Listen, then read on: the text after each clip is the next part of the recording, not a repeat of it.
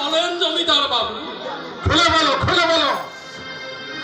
ওই ছোট লোককে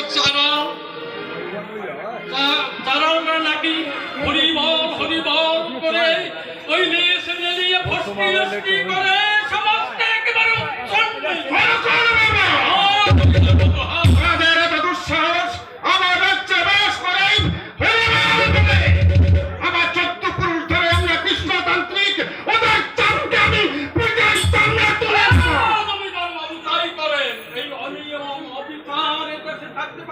আমাদের মতো সাধু সজ্জন ব্যক্তি এই সমাজে থাকা অধিকার।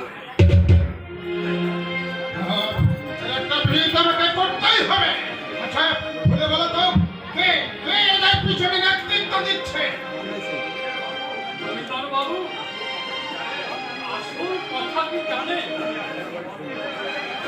আসল কথা আপনার কাছে আমি বলতে এসেছি। আপনার ছেলে বিপিন আবার কি করেছে? আপনার ছেলে বিপিন ওই মতুয়ার দলে মতুয়ার দলে যোগ দিয়েছে আমার ছেলে বিপিন। লড়াই আমি কিছুতেই সহ্য করতে পারবো না। এটা অসম্ভব।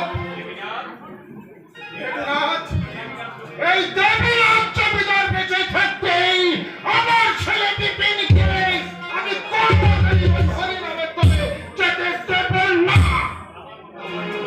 আর আমার কথার অবদ্ধ হলে, প্রয়োজন হলে ওই আমার ছেলে বিপিনকে আমি পুত্র করব।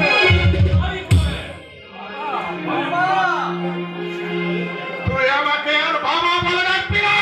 যা আমি শুনলাম তা কি সত্যি? এতদিন ভেবেছিলাম আমি এক যোগ্য পিতার ঔরসে জন্ম নিয়েছি।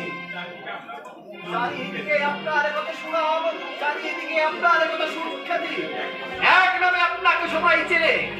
কিন্তু কিন্তু আপনার প্রতি আজ শ্রদ্ধা ভালোবাসা আমি সব বিসর্জন দিয়েছি। আমি সব বিসর্জন দিয়েছি।